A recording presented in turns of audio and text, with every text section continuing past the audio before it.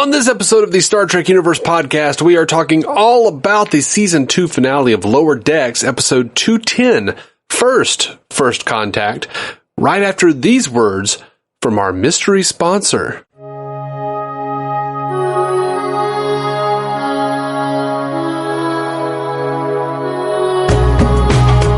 Welcome to the Star Trek Universe podcast, the podcast where you get to listen in on the continuing Star Trek conversation that two lifelong friends have been having since they were 6 years old.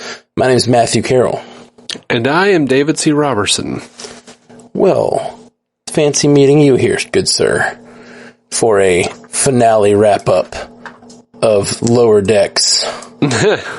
Yeah, man. Big finale, man. I love this episode. I did too. Last season was similar in the way they did like the huge actual mission, if that makes sense. I mean, they always have a mission, but it's often, I mean, literally, it's often doesn't matter. That's part of the joke of the show, is that not only is it Lower Decks, it's also like the lower end of the fleet where they're having to deal with sort of secondary missions. But like, you know, both of these seasons have ended on this cool wrap-up episode where you actually got this, like, you know, life is on the line and, like, actually inspiring. When the crew, like, went to, they were like, you know, we've got 11 hours, we got to work on this. I need basically the call out to the ship was, I need everyone on the ship to act like a lower decker. Like, no matter what your duties normally are, I need you on the hull, taking off pieces of the hull. We all have to do physical labor today, you know? And it just made me smile so big, man. I loved it. It really, like, inspired me. And it also just felt like it was such a big, like, triumphant coming together, seeing the crew of the Cerritos at their best. Absolutely. So often they're the butt of the joke.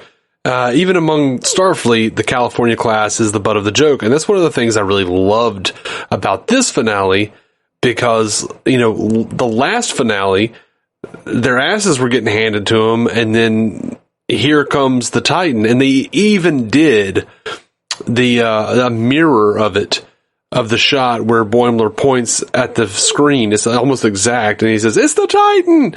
But we have somebody from the, what is it? I want to say Agamemnon, but it's not that. Archimedes. The Archimedes. Someone from the Archimedes pointing and saying, "It's the Cerritos!" It's the exact shot. Oh, that's awesome. Good call. And, like, they wind up being the crew who makes first contact, because, I mean, they're the heroes of this episode. You mentioning that makes me realize, like, the very first episode of this show is them making second contact, and that's a joke because, like, they're not allowed to do first contact. Right. And, like, that's what they do, second contact. Yeah. And this episode is very much about, like, Boimler stepping up and doing the action thing, Mariner actually going to her mother to resolve an issue, to make an ally, as it were, and stop pushing people away. She also makes another friend in this episode. Like, it's every character's kind of, like, taking a step in the direction. Even Tendi gets promoted, or, like, gets put onto a different track to be a science officer, a bridge crew science officer. And they all kind of, like, achieve something big in this episode, either personally or professionally. And I really love it. Yeah, they did a really fantastic job of balancing the comedy with the drama here. It felt like, in many parts, it felt like a very dramatic Star Trek series. Absolutely. There's not, this one's not laugh a minute at all, and I do not mind that. Like, I really love caring about these characters. I mean, you know, this show to me feels a lot more sometimes like, I said this last week, I think it was, when we had the episode where you had 3 or 4 different ships, and all the different lower decks from different species. Yeah. It felt more like a book to me. Because the books often felt like that. This did too. This, like, we've got 11 hours and we have to do this task and we have to solve problems. And, you know, that happens in the movies and in the shows, but a lot of times they have to go from sort of like set piece to set piece in the movies and the shows. I love this sort of just like, we got to solve a problem after solve the next problem, like keep moving, keep trying to do the thing that Starfleet does and save lives, you know? Love it. I'll tell you this. I also loved the fact that, going along again with the juxtaposition for with this and the last finale, last finale, like I said, we got, they were like, it's the Titan, and Riker and Troy show up. Two big names. This time, the Cerritos is saving Sonia Gomez from, she's the captain of the Archimedes. Do you remember her from TNG? No, not at all. She was in 2 episodes. I believe it was Q-Who and Samaritan Snare. But when you remember when that ensign spills the drink or whatever on the bridge, and she was like, "Don't worry about it. I've done much worse to much more intimidating captains," or whatever. I do remember that. Yeah, of course. She spilled hot chocolate on Picard. Oh, they actually got the actress back. I loved it. That's amazing. I loved it. That's amazing. Cool world building. I love that. She's the original Lower Decker too. That's the fantastic exactly. thing. Yeah. Wait, was that episode called Lower Decks? Was that the Lower Decks episode? No. You said it was Samaritans, whatever, or Q. No, but she was definitely, when we met her, she was totally a Lower Decker. Right. No, I just remember there was an episode called Lower Decks, right? And it was about some younger crewmen or whatever. Yes, much later in the run, yeah. Right, which is super fun. It's so cool that this is basically a sequel to that show, that episode. They made a whole show. It's just such a cool concept, and they've pulled it together in a really cool way. I like it. It makes me laugh all season, and then out of nowhere, I actually get feels. And I was kind of hoping that we'd get that Vulcan officer transferring onto the Cerritos this episode. Me too, but I suspect that'll come later, or something will happen with her later on, because clearly the Veruvian storyline, the Veruvian bomb storyline with the Pakleds is not over. Yeah. Well, maybe with the Pakleds it might be over. Red alarm. Gosh. So did they kill off all the Pakleds? I mean, obviously they have ships, but I mean, Pakled planet is gone. That's some craziness, man. Yeah, man. I loved it. I love the way they set up stuff like Rutherford's implant, and the quick memory of them being he can't know it's not necessary, or whatever it was. Yeah, totally. What the hell is that? Yeah, it's really, really great. What is it? What if someone asks why he has it? He'll think it was an elective. We installed that. He'll think it was elective. So that means I'm assuming they're talking about his implant. So what is the purpose of the implant? That's so much fun, man. What's the purpose of the implant? Yeah, I'm excited about that. 2x2 hands of blue, man. 2x2 hands of blue. They'll bring in Firefly. I'm just gonna say Section 31. Something, but it totally gave me that Firefly vibes with the two guys, two shadowy figures reaching over his body or whatever. Yeah, super creepy. I was touched that he backs up all of his memories with Tendi. I gotta wonder though. I mean, dude, you don't have an external? I have an external. I was thinking the same thing. Well, you remember this was the same problem we had with the episode about, I think it was Arium. Yeah. She was doing the same thing. She was backing herself, she had to delete memories every day, and I was like, can't you I don't know. Isn't there a hard drive option? Isn't there an external? Clearly there's something in your brain holding all this information. Wouldn't it be easy to have one outside your brain that you could store some of these things in? Right. I mean, I've got 2 massive external hard drives sitting on either side of my monitor. I mean, it's just a few weeks ago, and I was like, what, Jeffrey Combs doesn't have Wi-Fi? Right. He can't, why does he got to connect to a computer to control it? Yeah. But whatever. A little silly. Get some Bluetooth, Jeffrey. What's up, man? What? I said, what's up, man? Oh, talking to Jeffrey? Sorry, Jeffrey Combs, yes. Sorry. It seemed like you were just changing gears and asking me what was up. I was like, no. I'm talking about Star Trek on the podcast. I'll tell you this. I've never seen the Reanimator films with Jeffrey Combs. Yeah. But I like Jeffrey Combs so much that I very nearly bought one of those Toonie Terrors, that action figures that NECA puts out. I very nearly bought one of the Reanimator just because it's Jeffrey Combs. Interesting. We should watch the Reanimator. See what they're like. We should. I'm down. I am down, my friend. They look terrible. So, just lots of great stuff in this episode. I mean, the Captain Picard Day references with Captain Freeman Day. Yes. Super fun. Just the whole thing about it being for children and Boimler being incredibly excited about it. Isn't that a craft day for children? And then the dolphins later have the callback of, that's for calves. Yeah. I believe they were beluga whales, actually. Interesting. I thought they were dolphins. He says dolphin pee at one point. He does. but I still don't doubt that you might be right. In doing the research for this episode, they repeatedly said beluga whale. I don't know whales from dolphins most of the time, you know? Yeah. Like, there's a future Captain D over there. What weirdo with a riding crop? That's a reference to an episode, right? There was a captain with a riding crop, right? That is a reference to Captain Styles from Star Trek 3. Okay. The original captain of the Excelsior.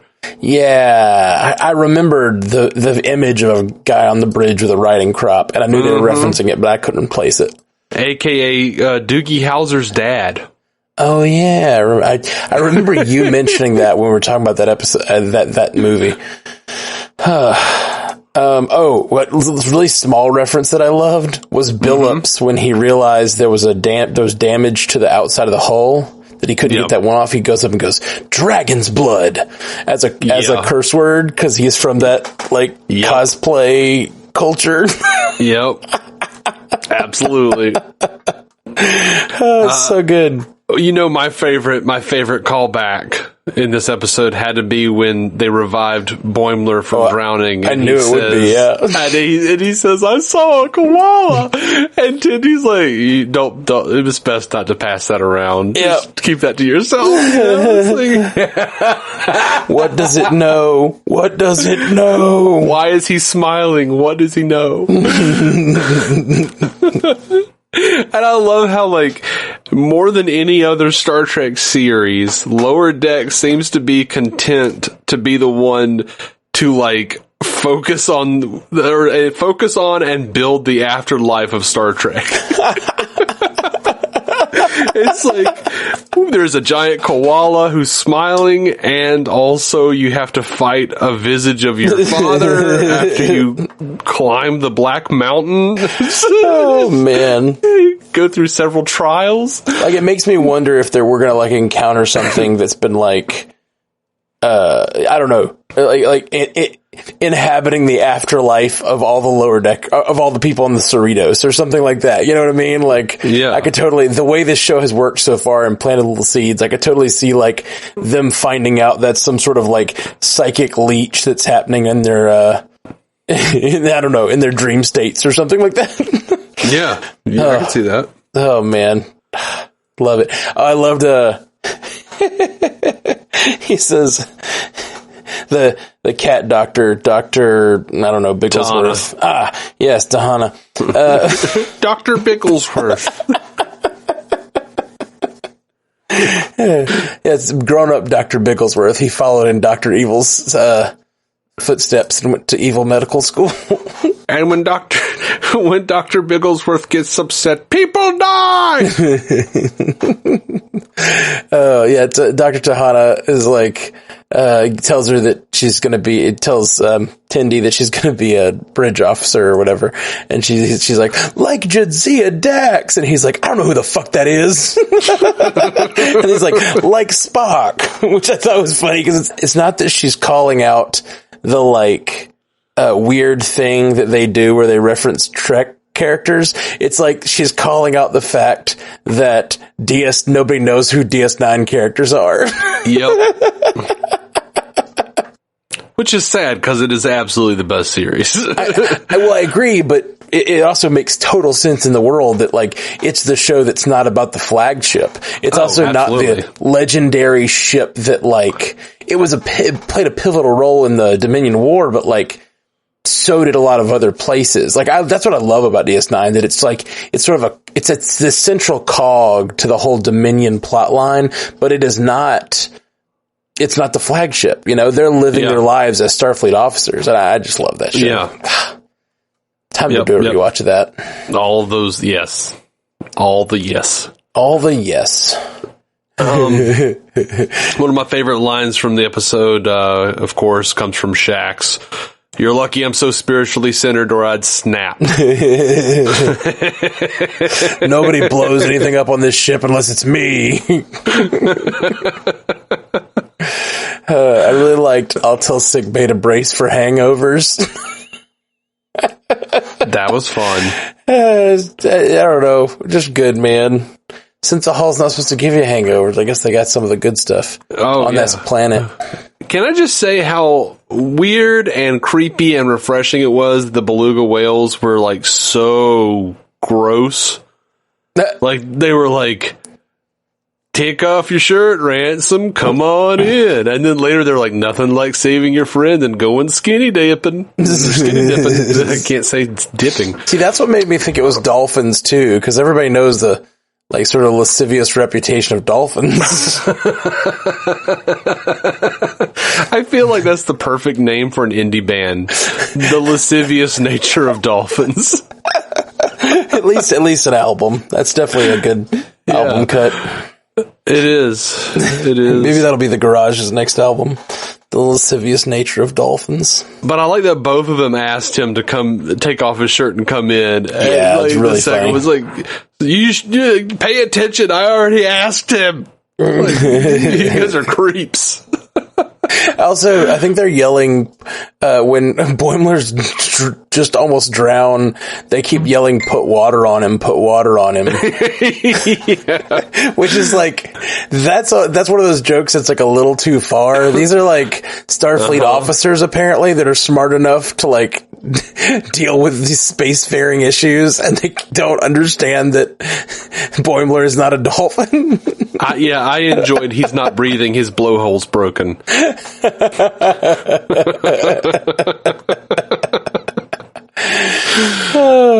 love that the people were all sitting around talking, and Billups was like, or telling a story, and Shaq's like, "But she's a waitress. She says hi to everyone."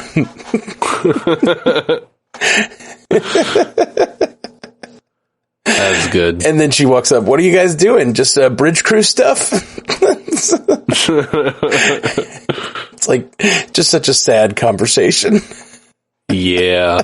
Billups is becoming one of my favorites, and like I felt like he was pretty nondescript prior to this season, and they've really like given him a lot of life this season. I agree, which is, I mean, if you weren't going to use Paul Scheer, why the hell did you put him on the show? I mean, you got to use Paul Scheer. Oh yeah, I totally agree. And I just don't think he had much to do last season. And this season they've given him like this weird culture that he's from. He's like a super sad guy, but he's also like weirdly, I don't know. He's still like a heroic bridge officer though. Like, yeah. When he say, you know, forget who he catches at one point. Catch Tindy at one point. Well, Tindy's floating away. I think he catches Tindy. Yeah, that sounds right. And then later on, this new, the bluish green girl catches Mariner. Wait, what vibe do you get there? What vibe do you get from this Mariner and bluish green girl relationship? Oh, Mike McMahon has actively said they're going to date next season. I got that vibe, and honestly, it fit. Like, it fit well. Like, it didn't feel forced or anything. Except, the only thing that, like, at the very end, I was like, wait. When they got there, and do we know her name?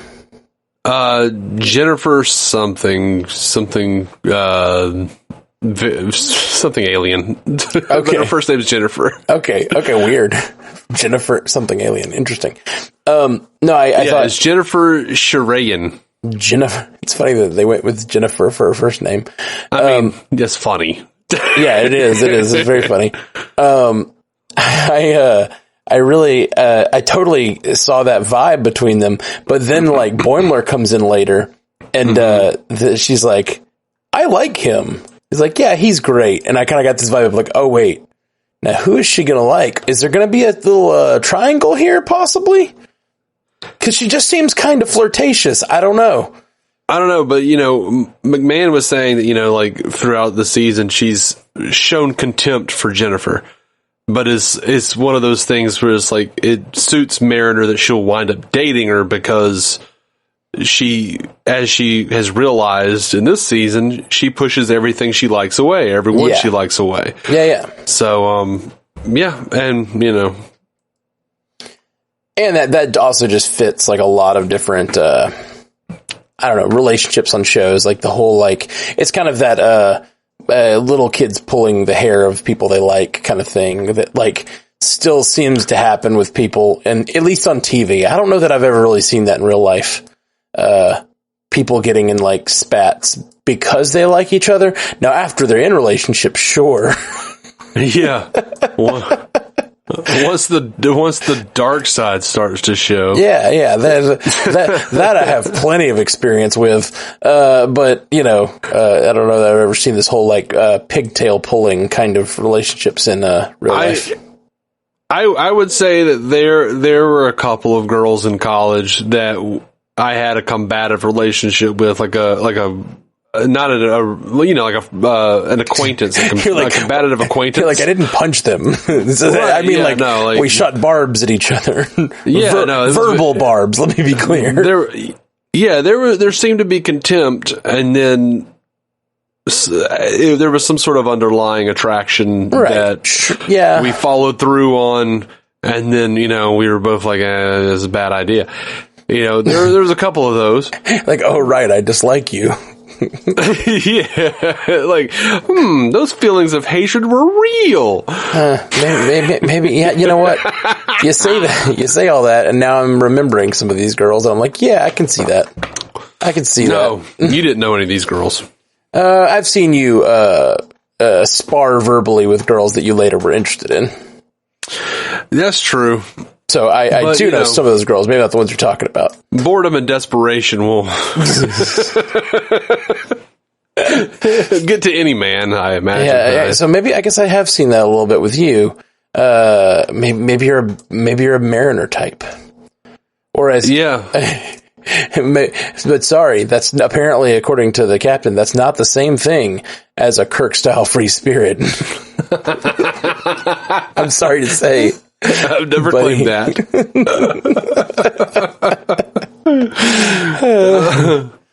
I'm a Kirk-style free spirit. You know that. That's why you're always protecting me from court-martial.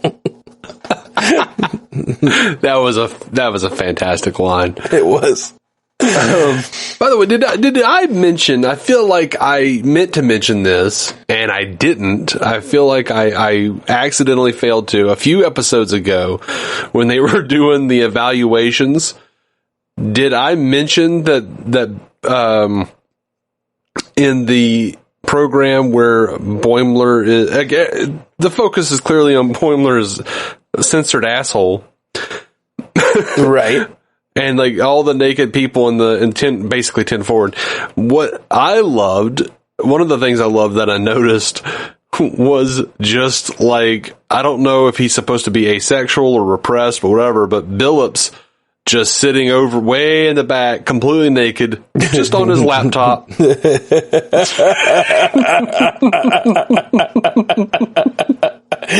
didn't see that. That's amazing. Yeah. Oh, speaking of Billups, this episode when he had the like profanity laden tirade about her leaving. Yeah. That's fucking bullshit. We're as good as any other damn ship. Like he just bleep, bleep, bleep. Yeah. I love a good like overly bleeped group of sentences. That could be really fun. Yep. Oh man. Oh, let's see. I like their tour of the ship. Their favorite spots. Mm-hmm. I really liked Maintenance hatch 88, always warm to the touch. Yeah. It burns your hand. It was good. It was good. I liked it a lot. I like that we actually finally saw cetacean ops. Like, that's a thing that they mentioned in, like, TNG, yesterday's Enterprise, man. Like, cetacean ops? What is that? That is where the whales are. They've been mentioning it on Lower Decks. Okay. What is cetacean ops? Is that where wherever they were, that the whales were, I guess. Is that's a thing in TNG? There's a whale room? Yeah.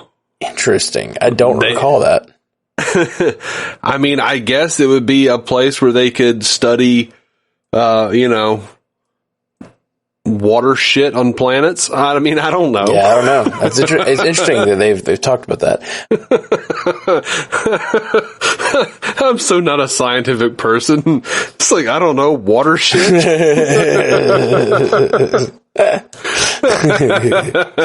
I'm with you, man. I'm with you. I'm down. I'm picking up what you're putting down.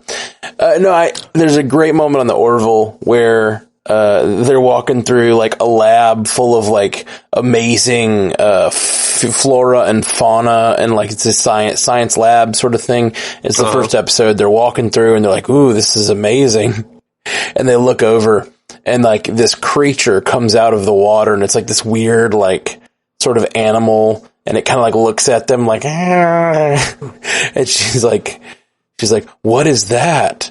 And he's like, "That's Dr. whatever." Like, it's just one of the staff of the lab. It's a pretty great moment because the officer has no idea. Right. This reminded me of them being water-based creatures hanging out in this little lab. I did love that the controls for the water-based creatures just disregarded their flippers, right? And it was made for. And I love how upset they were about it. Like they've had that, like they have to have that conversation all the time, and no one's listening. Yeah. That was enjoyable. Yeah, it was great. This whole episode was pretty great. Shortly after that, I loved the whole thing about like, you just don't understand my family, and then Tendi cutting in and be like, "We are your family," and like, yes. we've got this, and just like being, deciding that they've got it, and you need to take care of something personal, and we have this. You don't have to be the hero in this moment. Boimler can handle it. We can handle it. You go do your thing. Like, it was really nice, man. It was a really nice moment. I agree. I dug it. I really liked the growth. They like to make jokes on the show about like self-contained adventures and yeah, and nothing carrying over. But they've done a fantastic job of actually growing these characters over the past 2 years. There's more growth in these characters in 2 seasons than anything except for Deep Space Nine. Like any other Star Trek series except for Deep Space Nine. Just Enterprise and Enterprise doesn't have a ton of growth either. But I would say, I don't know. I feel like there's been a lot of growth on this show. Now, look, man. Like I said, I've been doing a Voyager rewatch. I'm seeing some good growth actually. Maybe not in 2 seasons' time. Right, yeah. That's what I was trying to compare. Yeah, like in looking at it, like, and then like remembering later seasons, I'm like, well, Tom Paris did grow a whole lot. And wow, Neelix isn't nearly the jealous piece of shit that he was, because he was a totally controlling dick with Kes. Right. Like, I'm like, dude, she is 3. You are dating a minor? But also, you're a dick. Stop being so jealous, you weirdo. Yeah. I see the way Paris looks at you. Why is she to blame for that? Yeah. Neelix, piece of shit. Anyway. Jealouser. Isn't that a song? There's a song. 90s song? Jealousy? Something? Yes, Anyway. there is a 90s song called Jealousy. There's I think there's more than one. I'm sure. Neither of them sounded like whatever the hell you were just doing. That sounded like some Scott Stapp shit. Yeah, man. yeah, it's something like that. One of them, Pearl Jam. It was either, or I don't know. I'm looking it up. See, somebody out there is like, I'm not a big, I don't know, whatever those. I thought it was like Natalie Merchant or somebody. Olivia Rodrigo? Yeah, Natalie Merchant did one called Jealousy. Okay. It's probably the one I'm thinking of. That's the one that's like, ooh, jealousy. Yeah, that's the one I was singing. Okay. Well, that's Natalie Merchant. That's not Scott Stapp or Pearl Jam or... I mean, you were actively doing like one of those voices, one of those butt rock voices. Yeah, exactly. That's she is Natalie Merchant's totally butt rock. No, in the same way. No, sir. All right. Let's see. I really loved the animation in this episode of the ships, which I always enjoy on this show, but like they really, sorry, I wanted to listen to the beginning of that Natalie Merchant song. I was tempted. They really, did a good job with, the action of this episode and like animating the action and animating the ships. And it like really felt like on a scale of something like, reminded me a lot of Star Trek Generations when like you've got the ship falling toward the planet, and I just really, really thought it was rad, man. And just they remove the view screen, and so Ransom has to like navigate by actual sight through this like minefield. Man, it's good. Yeah, and with a much more functional looking joystick than Riker had in Insurrection. Like, that shit just popped up from like the arm of his chair. I'm like, oh wow, he didn't have to like go to like ops or whatever and like make a thing come out of the, I mean, okay, cool. That looks dope. Which I didn't have a problem with the joystick anyway. I know that a lot of Trekkies hated that. Yeah, I don't have a problem with the joystick. But I liked the hole in the view screen. That just made it, it felt dangerous, you know? Very dangerous. It's almost stupidly so. But that's what was so beautiful about this episode. They were like, there's an entire culture we have to save on top of another ship, another Starfleet vessel we've got to save. And we're willing to completely, you know, risk our own ship for the sake of that. Every one of us is willing to risk our lives to make this happen.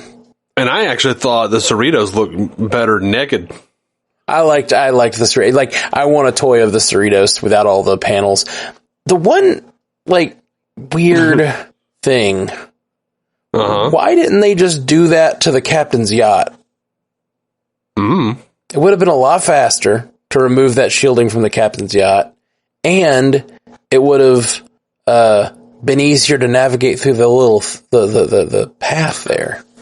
It may not have. It may not have had the secondary hull or whatever. That inner hull may not have been as strong. To withstand it. Very possible, but I gotta imagine it had all the same components. It's still a spacefaring, warp capable vessel. I don't know. Anyway, that seems like a plot hole to me. I mean, you can easily headcanon it away. Yeah, exactly. It's definitely headcanonable, but I did think it seems. I just adequately headcanoned it away, and I'm the guy that said ocean shit or water shit, whatever it was. You did indeed. So, I mean.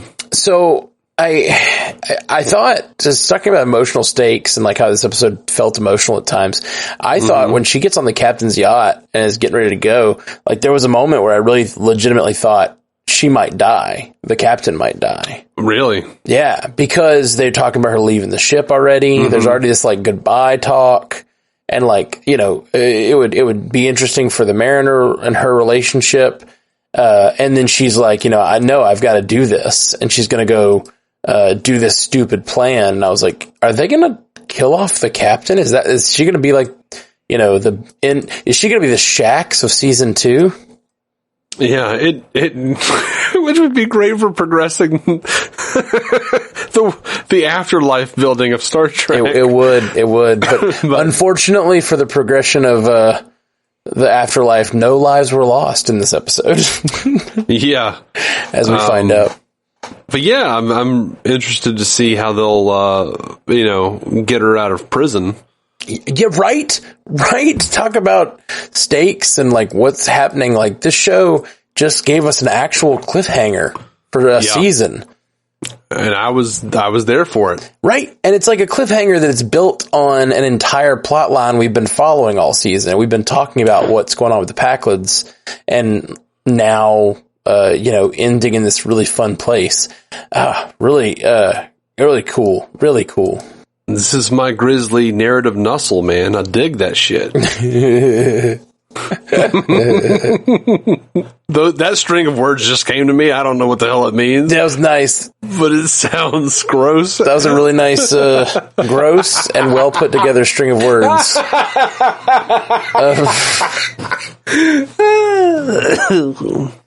Oh man. Let's see.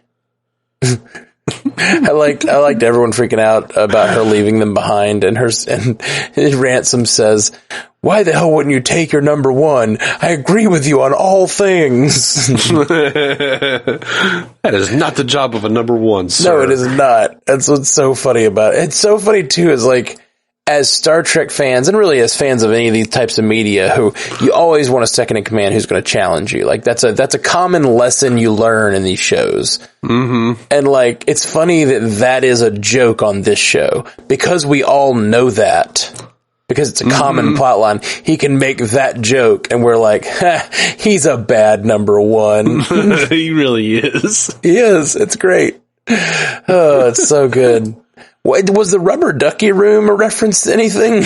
It was, yeah. What is the rubber ducky room a reference to? If you look at the old Star Trek, The Next Generation technical manual, you will see that Mike Okuda, who recently just became the technical director for Lower Decks, and helped them change some design elements of the Cerritos. He there's a room where there's a rubber ducky. He's literally got like a rubber ducky room on the Enterprise D schematics. Like a large rubber ducky, like a room-sized rubber ducky? No, like a room that on the diagram, it just looks like there's a rubber ducky there. It just looks like there's a duck, like a big duck. Weird. What a weird thing to reference. He just thought it was funny. So weird. Like how deep, and it's great that you knew that. I had no idea. Oh man, it's cool. Oh yeah, like I know weird shit about Star Trek though. Like I actually laughed really hard at that joke, and Bethany just looked at me like I was weird. I laughed hard at it too, but I just assumed it was a reference, but even without it being a reference, it's funny. Yeah, like I'm just waiting on them to like bring up the fact that Starfleet Command thinks it's appropriate to put Jim Croce lyrics on all of the doors. Because that's totally a thing that happened. It's like the little panels on the doors that had, like supposedly had like technical writings and stuff. Like they would just put like lyrics and weird shit on there, and I know some of them were from Jim Croce. That's fun. That's really fun. About not tugging on Superman's cape or not spitting into the wind. Yeah. I had two more lines that I liked. Sure. I had "just warp me already," which is a great whatever. Punch it or engage or whatever. Yeah. It's just, instead of her having anything like that, she just says, just warp me already. Yep. That was enjoyable. It's nice. And I also liked, "I'll have a break in 7 hours either way." And then her number 2 says, "But in 7 hours you'll be..." Oh, I see what you did there. I liked at the beginning when she was like going off into like all this horrible stuff. That she's like, "Okay, well that's enough existential dread." Yep. It's enough existential dread. Let's get to work. I was bummed out because after watching this episode, I went on Twitter and I was like, "Look, I come on, I was like, come on, fellow Trekkies, Trek Twitter or whatever. It's like, if we can get Strange New Worlds happening by fan demand, I think we can get an Archimedes show with Gomez. And, like, no one liked it. No one retweeted it. No one commented. It was a bummer. Yeah, that sucks.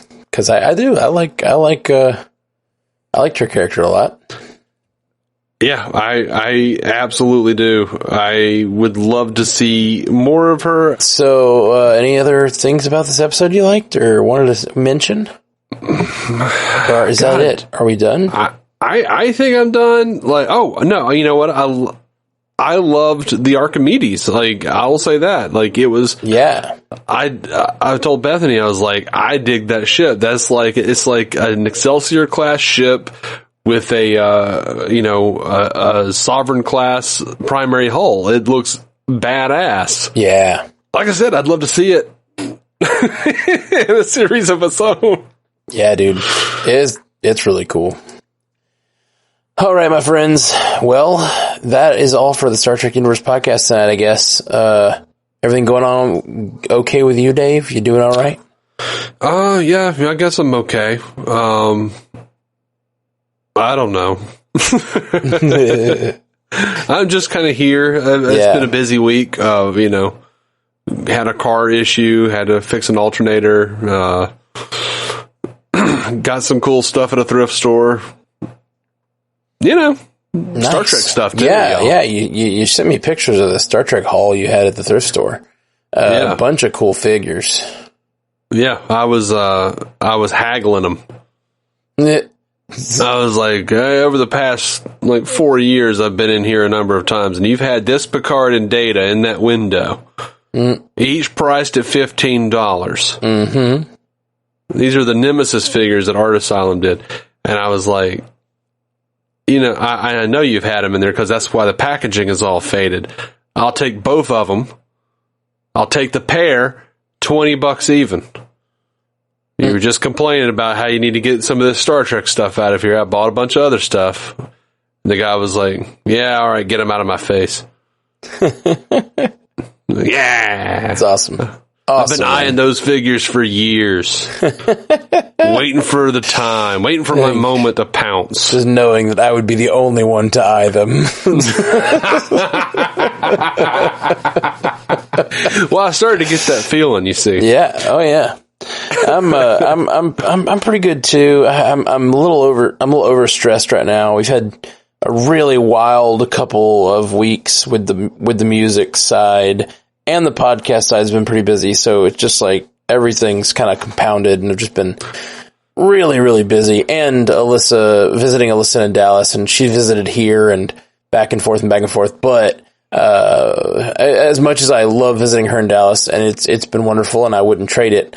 I can't go in November, and she's coming here in December. So this week is my first week back, and I don't leave again. Like, I'm staying in Birmingham for the next 2 months, which hasn't happened for a while. So just like not having to pack up all my gear, not having to pack up and go somewhere, like I'm actually home. I can stick to it's easier to eat better. It's easier to exercise. It's easier to just stay on my goals. And I thought you were going to say easier to flagrantly masturbate.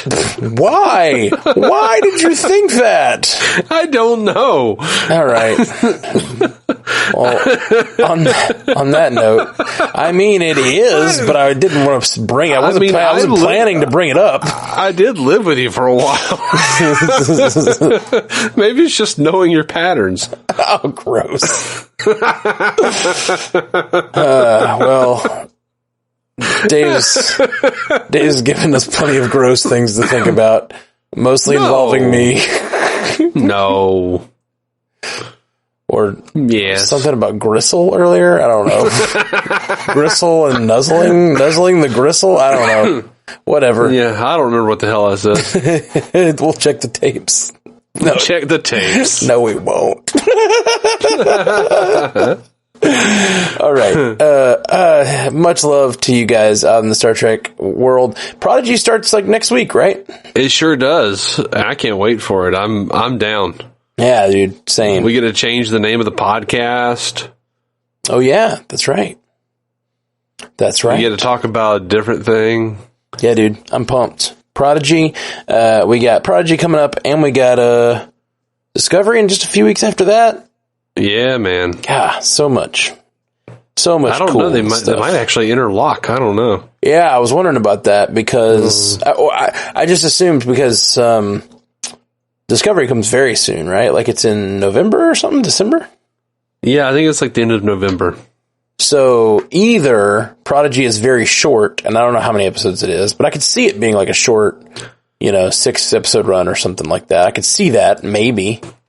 Or it's going to overlap with Discovery by a good chunk. It does look like it's very... high production values? Yes, very high production value. I agree. That's why I was thinking it makes sense if they wanted to make it shorter. I don't know. I don't know how many episodes it's going to be. But then when I think about children's shows, though, and that is actually targeted at children, I think of them as having more episodes, not less, because kids will sit down and watch, that show every week if they like it or whatever, Yeah. Okay. It's going to be a 10-episode season. Okay. So it sounds like it's going to overlap pretty significantly. Yeah. It looks like it's, it's going to probably be like, the other Hagman brothers stuff, the Tales of Arcadia stuff on Netflix. So I think they're about 10 episodes a season. Yeah. All right. Very similar production values, the same kind of animation. Those are terrific. Awesome. Three Below and the Wizards and all that horseshit. It's a good show. Yeah. Cool, man. All of those are good. I've never seen any of it, so cool. All right. Well, guys, I guess that's about it for us. Thank you so much for joining us on the Star Trek Universe podcast. We'll be back with Prodigy next week. That's right. We will. Yeah. Jolan True. Live long. Live prosper. No. Red alarm. Red alarm. Help! Thank you for listening to the Star Trek Universe podcast, a Stranded Panda production. If you'd like to hear more from David C. Robertson, check out the DC On Screen podcast or maladjusted.tv for his web videos. If you'd like to hear more from Matthew Carroll, check out the Marvel Cinematic Universe podcast or listen to his music. Just search for Matthew Carroll anywhere you get music.